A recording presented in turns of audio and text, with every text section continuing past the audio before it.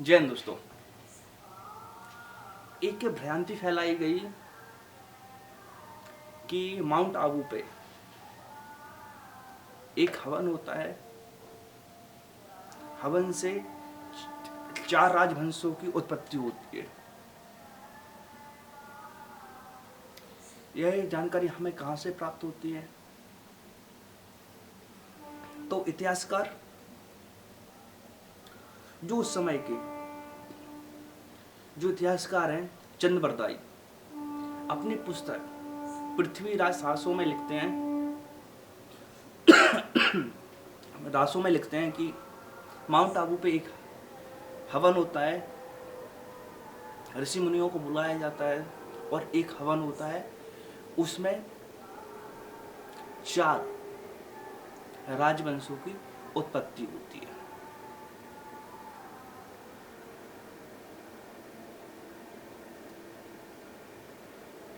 जिनको हम लोग, जिन राजवंशों के माध्यम से हम उस कालखंड को राजपूत काल कहते हैं। कौन सा? राजपूत कालखंड, जो 800 से लेके 1200 समय के बीच में हमें देखने को मिलता है। अब सोचने वाली बात ये है, चंद्रबरदाई तो लिख के चले गए, ये ऐसा मुमकिन है आज के समय पे? अगर हम लोग भी आग में हाथ डालते हैं सॉरी, अगर हम लोग आग में हाथ डालते हैं तो हम जल जाते हैं, तो कैसे संभव हो सकता है? एक चीज और मिलती है हमें इसी पुस्तक में, पृथ्वीराज रासों में, कि जो अरब साइड से, अफगान साइड से आक्रमण हो रहे थे, मुगल आक्रमण कर रहे थे। गौरी देख लो, मोहम्मद बिन कासिम देख लो, ETC XYZ, कोई भी हम पे आक्रमण कर रहा था, तो माउंट आबू पे हिंदू लोगों ने एक हवन करते हैं। और हवन कैसा करते हैं कि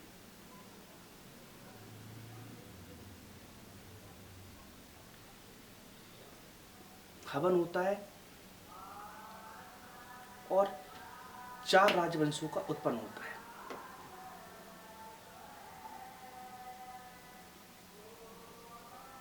कौन कौन से राजवंश? प्रतिहार, परमाल, चालुक और चौहान। और ये जो हवन होता है 2 चरणों में होता है। कितने? 2 चरणों में होता है। जो पहला चरण होता है उसमें 3 राजवंशों का उदय होने की हमें चर्चा मिलती है, परमाल, प्रतिहार और चालुक, गुजरात के चरण। और जो दूसरे चरण में हवन होता है उसमें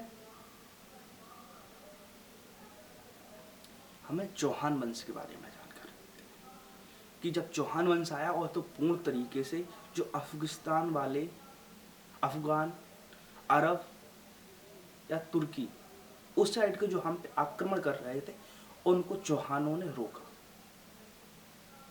यह भ्रांति फैलाई गई, यह हमें देखने को मिलता है। लेकिन अगर हम लोग सही तरीके से देखें, जो पृथ्वीराज चौहान हुए, कौन? पृथ्वीराज चौहान, उनको मोहम्मद गौरी अफगानिस्तान, अफगान, अपनी कंट्री लेके चला जाता है। तो कैसे बोल सकते हैं कि यह बात सही है? अगर कोई, हम देखें, कोई यज्ञ से पैदा हो रहा है तो बहुत बलशाली रहेगा, शक्तिशाली रहेगा, क्योंकि उसको देवताओं का आशीर्वाद मिल गया।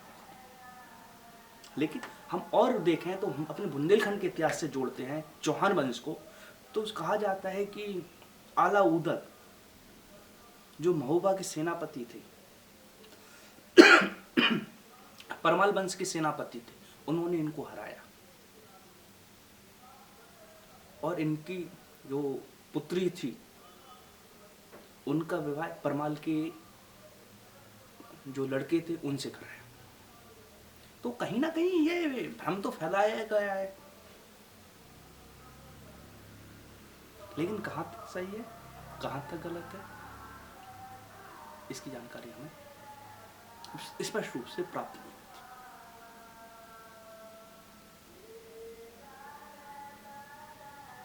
अब हम लोग एक चीज और पे भी चर्चा करें, राजपूत कहते कि इसको है राजपूत कहते किसको है? राजपूतों के बारे में हमें एक पुस्तक है सिंध के ऊपर लिखी हुई है, उसमें एक चीज का वर्णन हमें मिलता है कि जो राजपूत का वर्णन है उन्हें राजपूत नहीं राजपुत्र के नाम से पुकारा गया, और धीरे धीरे वो ट्रांसलेट होते हुए वह राजपूत हो गया।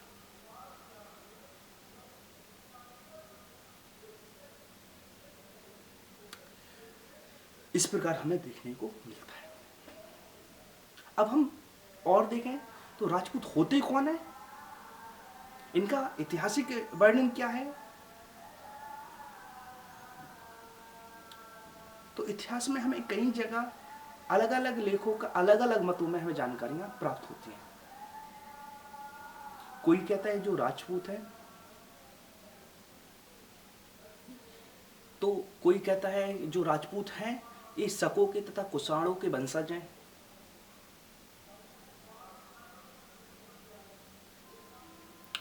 कोई कहता है कि यह जंगली लोग थे, तभी तो यह अपनी मातृभूमि से पेड़ पौधे से अपने महल से इत्यादि से प्रेम करते थे। कुछ लोगों का मानना है कि यह हमारे समान ही लोग थे और इनका शुद्धिकरण ब्राह्मण लोगों ने कराया और इनको राजपूत माना।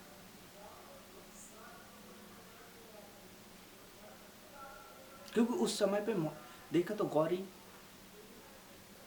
मोहम्मद बिन कासिम, गजनबी उस साइड से हम पे आक्रमण करते हुए चले आ रहे थे। तो कहीं ना कहीं यह हमें हराना चाहते थे। तो हमारे जो ब्राह्मण लोग थे उस समय के पहुंचे हुए लोग थे, उन्होंने हम लोगों में से ही किसी श्रेष्ठ को उठाया, उनका शुद्धिकरण किया और उनको एक राजपूत की उपाधि दी। इस तरह से भी हमें देखने को मिलता है। और एक तो हमने बताया ही है आपको, चंद्रवरदाई की पुस्तक। इस प्रकार हमें यह जानकारियां प्राप्त होती हैं।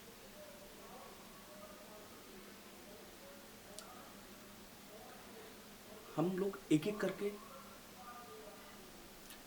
क्रम से समझते चलेंगे। तो हमें कितने राजवंशों के बारे में पढ़ना है राजपूत काल में? 4 के बारे में। पहला प्रतिहार वंश, परमाल वंश,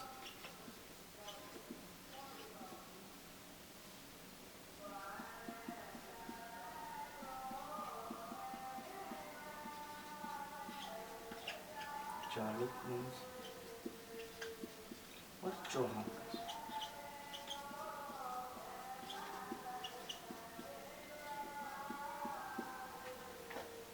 इनके बारे में हमें पढ़ना।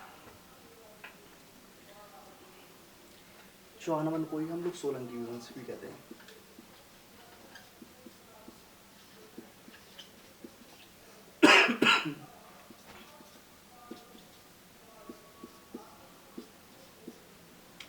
ओके, फिर हम एक लास्ट में भी आपसे चर्चा करेंगे ये लोग हारे क्यों, रीजन क्या रहा। ठीक है, तो हम देखें तो प्रतिहार वंश के बारे में हम आपको पहले ही पढ़ा चुके हैं। प्रत्यार वर्ष में हम पढ़ा चुके हैं आपको। आप लोग अगर ध्यान दिया हो तो हम आपको नेक्स्ट क्लास, उस नेक्स्ट के नेक्स्ट 2-3 क्लास पीछे जाएंगे तो हमने आपको स्पष्ट रूप से प्रत्यार वंश के बारे में पढ़ा है, जिसके संस्थापक नागभट्ट थे। उसके बाद देखें तो बत्सराज, बत्सराज के बाद हम देखें तो महेर भोज, महेर भोज के बाद हम देखें तो हमें महेंद्रपाल, और महेंद्रपाल के बाद यशपाल देखने को मिले। एक हम पहले पढ़ चुके हैं।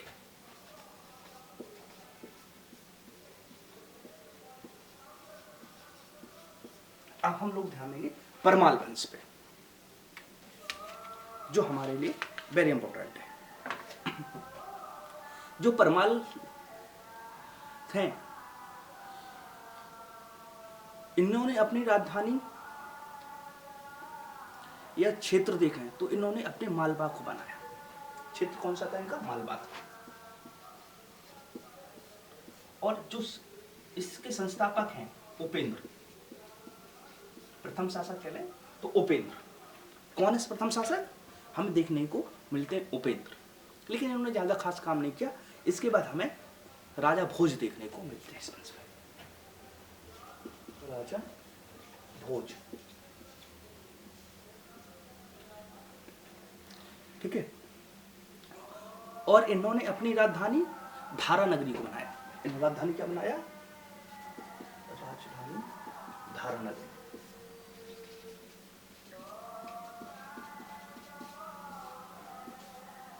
ओके, संस्थापक उपेंद्र। इसके बाद हमें देखने को मिलती है राजा भोज। राजा भोज ने अपनी राजधानी किसको बनाया?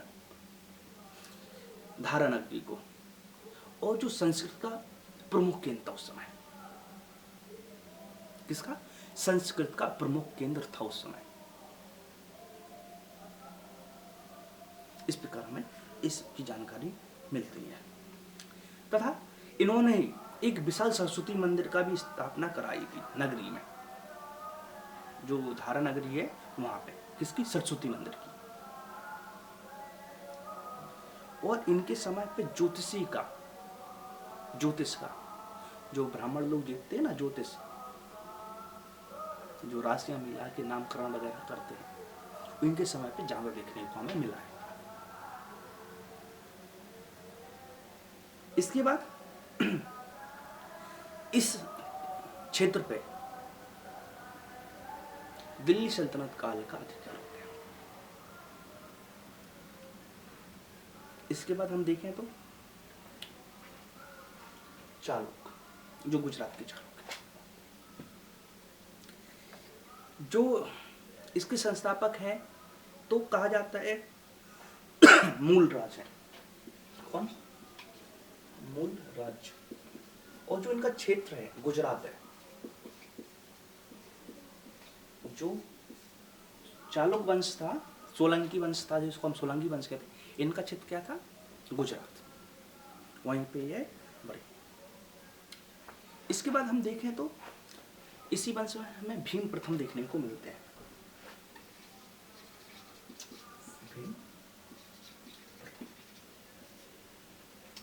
भीम प्रथम के कहने पे, कौन? भीम के कहने पे, भीम प्रथम के कहने पर इन्होंने अपने 2 अधिकारियों को भेजा, वास्तुपाल और तेजपाल को। किस लिए भेजा? जैन मंदिर बनवाने के लिए, जिसे हम दिलबाड़ का जैन मंदिर कहते हैं। इन्हीं के समय का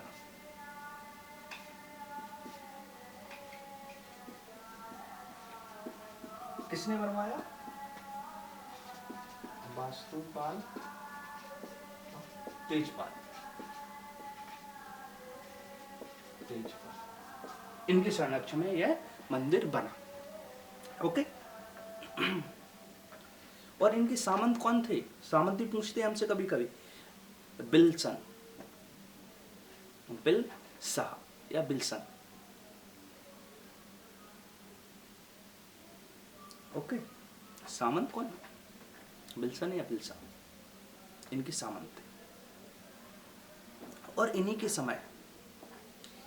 समय महमूद गजनबी ने सोमनाथ मंदिर को लूटा था। ओके। इसके बाद हमें देखने को मिलते हैं इस वंश में दूसरा से भीम द्वितीय।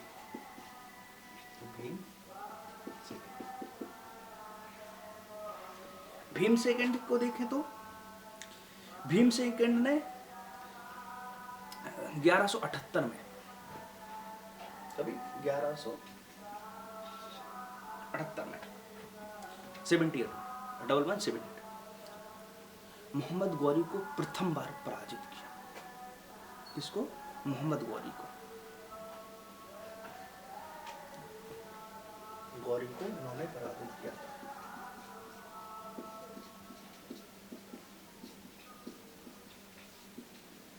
प्रथम बार।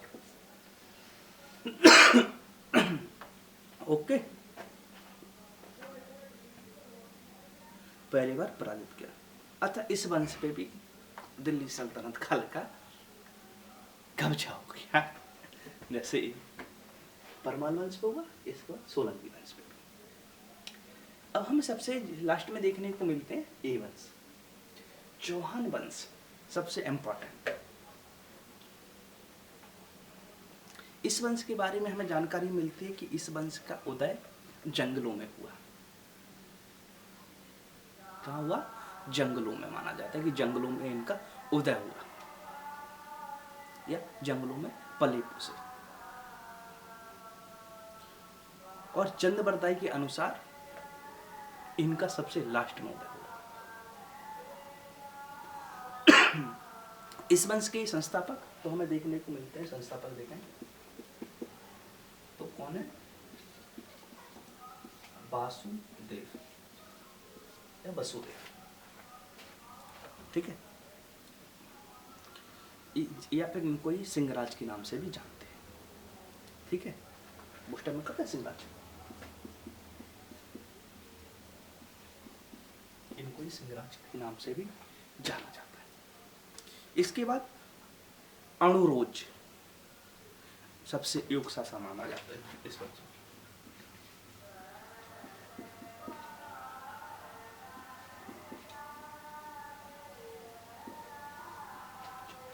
अणुरोज या अणुराज,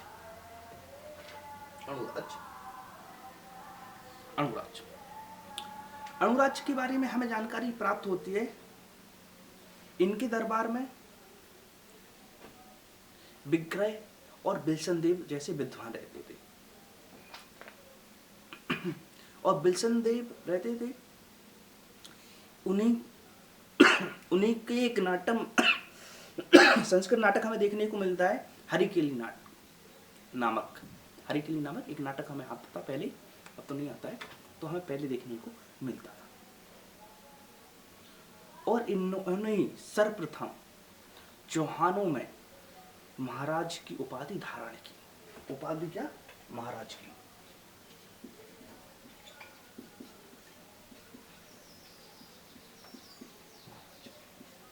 ओके, उपाधि किसकी? महाराज की धारण की अणुराज ने सबसे पहले। किसकी? महाराजा की। इसके बाद हमें देखने को मिलते हैं सबसे पराक्रमी, जिसे हम लोग पृथ्वीराज चौहान के नाम से जानते हैं, लेकिन इनका रियल नाम पृथ्वीराज तृतीय है।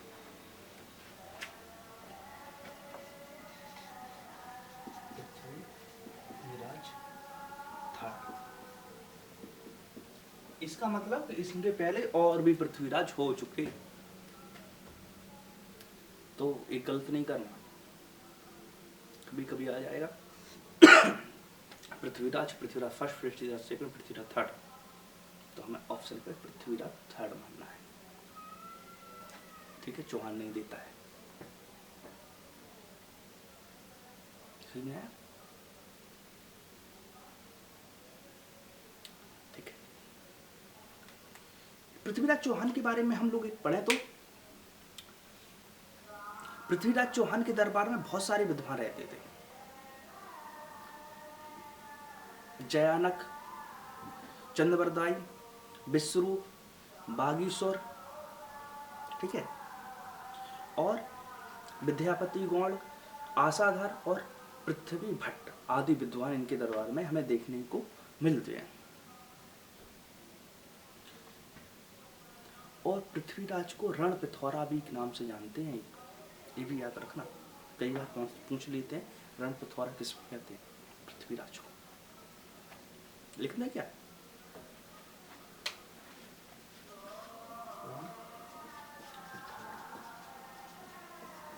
उपनाम, ओके, रण पिथौरा।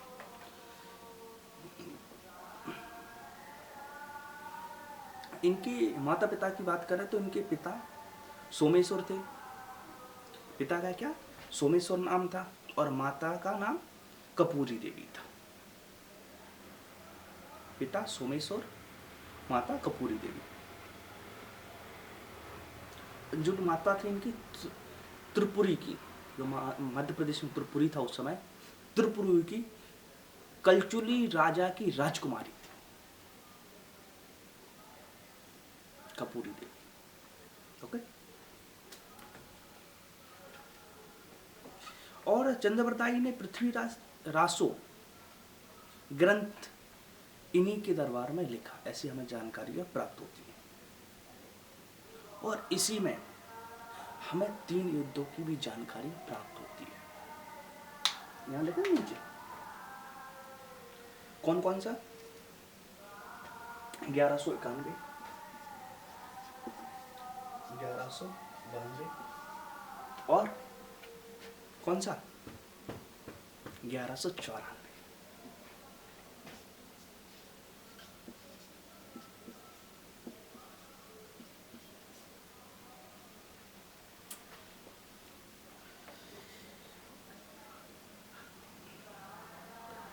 मोहम्मद गौरी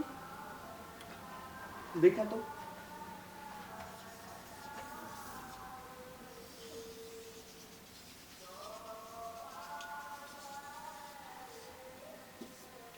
इस साइड से चला आ रहा था,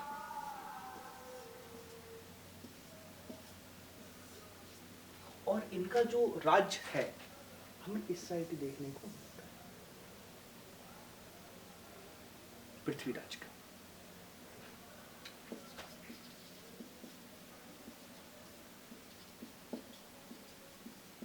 चौहान या तृतीय, ओके। इस साइड से ये लोग चले आ रहे थे, इस साइड का एरिया इनके कब्जे में हो चुका था, लेकिन पृथ्वीराज वाला एरिया रह गया। इस साइड हमें कन्नौज देखने को मिलता है, कन्नौज, ओके, क्या कन्नौज। कन्नौज के जो शासक थे जयचंद्र थे। यहाँ के शासक कौन, जयचंद्र। जयचंद और पृथ्वीराज चौहान दोनों आपस में मित्र थे। कौन से, आपस में दोनों मित्र थे। हम देखते हैं कि मित्रों के बारे में, या हमारे मित्र, या जो हमारा मित्र है वो हम उसके बारे में, और वो हमारे बारे में बहुत अच्छे से जानकारी रखता है, हम लोग उससे शेयर भी करते हैं। तो जो किला बना था, कन्नौज का किला था या फिर पृथ्वीराज चौहान का किला था, दोनों किले के बारे में एक दूसरे को अच्छे से जानकारी थी। कहाँ से गुप्त द्वार है, कहाँ से कैसे द्वार है, कैसे क्या है, सब जानकारी एक दूसरे की थी। तो हम देखते हैं जो हमें जानकारियां प्राप्त होती हैं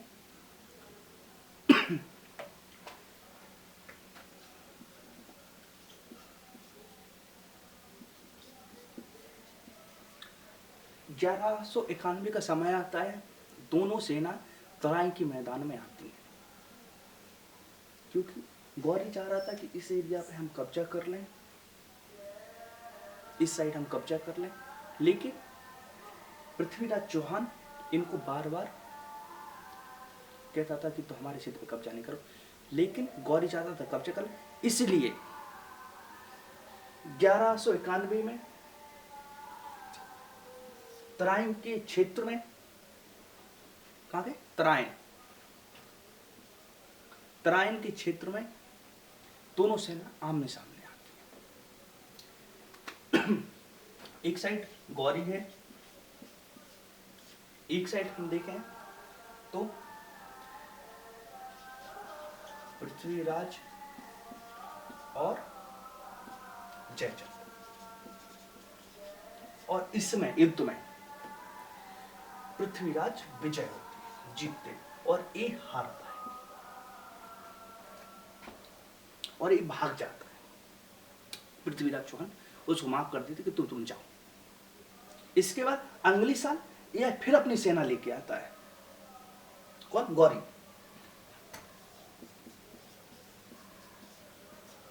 लेकिन एक साल में क्या होता है, पृथ्वीराज चौहान उम्र में कम थे जयचंद से, तो जो जयचंद की पुत्री थी पृथ्वीराज चौहान को उनसे प्रेम हो जाता है। किसको? लड़की को। किसको? उनका नाम था संजुक्ता। संजुक्ता को प्रेम हो जाता है। जब जयचंद को मालूम पड़ता है कि ये उनसे प्रेम करती हैं, और कहा जाता है कि ये मित्रता तो थी लेकिन यह उनको नीचा समझते थे पृथ्वीराज चौहान। कौन? जयचंद। तो आपका ऐसा लगा कि सियानी लड़की हो गई, क्या किया जाए, इसके पीले हाथ कर दो, मतलब इसको सासरे वाला बना दो। क्या करते हैं, हम देखने को मिलता है कि सियानी लड़की हो जाती है तो उसका विवाह कर देते हैं। तो जयचंद ने भी उस समय पे बहुत बड़े बड़े राजाओं को बुलाया और क्या किया, पृथ्वीराज चौहान की एक लोहे की मूर्ति बनवा के दरवाजे पे खड़ी कर दी और कहा जो भी राजा आएंगे पहले इनको थप्पड़ मारेंगे तब स्वयंवर में बैठेंगे। कहाँ पे? स्वयंवर में तब बैठेंगे। तो सब राजा आते और चप्पल मारते और बैठ जाते अपनी गद्दी पे, जो नाम दिया गया था गद्दियों पे। लेकिन यह बात किसको बुरी लगती है?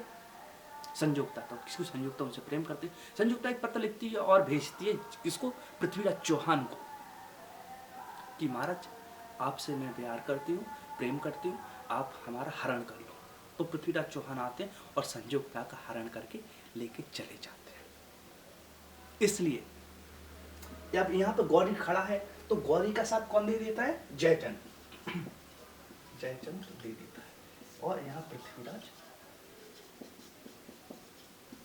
इसमें क्या होता है, पृथ्वीराज हार जाते हैं और ये लोग जीत जाते हैं।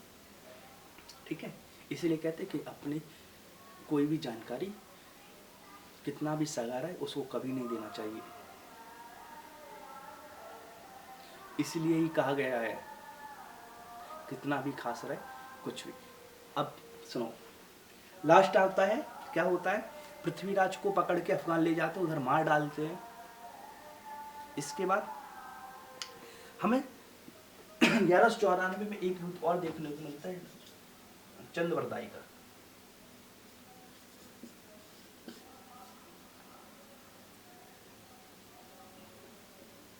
चंद्रवरदाई,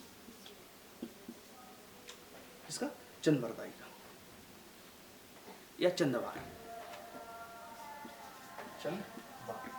चंद्रवरदाई का या चंद्रवार। ओके, चंद्रवरदाई के युद्ध में इस यहाँ पे तो कब्जा हो गया उसका गौरी का, इस पे तो गौरी ने कब्जा कर लिया। अब उसका मन कन्नौज पे भी था, तो उसने यहाँ पे गौरी ने क्या किया, जयचंद ऊपर आदि करे और इस क्षेत्र में भी अधिकार कर लिया। ठीक है, समझ में आया? पहले में जयचंद साथ था तो जीत गए पृथ्वीराज, दूसरे में जयचंद इनके साथ हो गया तो पृथ्वीराज हार गए, तीसरे में जयचंद को ही हटा दिया। कंफ्यूज तो नहीं हो? इस प्रकार हमें जानकारियां मिलती है। कल हम लोग इस चर्चा करेंगे कि राजपूत हारे क्यों, कारण क्या रहा राजपूतों का हारने का, और जो भ्रांतियां हैं, कैसी भ्रांतियां हैं इस यज्ञ के बारे में जो हमारे एग्जाम उसमें पूछी जाती हैं, उन सबको हम आपसे क्लास बाय क्लास शेयर करते चलेंगे। इसके बाद हम देखेंगे तो कुछ आपके साथ क्यों हारे उस पर टिप्पणी करेंगे, और कुछ क्वेश्चनों पे जो हमारे कुछ सालों में पूछे गए उन पे भी चर्चा करते हुए इसके बाद हम लोग बढ़ेंगे मध्य भारत की ओर। मध्य भारत में मुस्लिम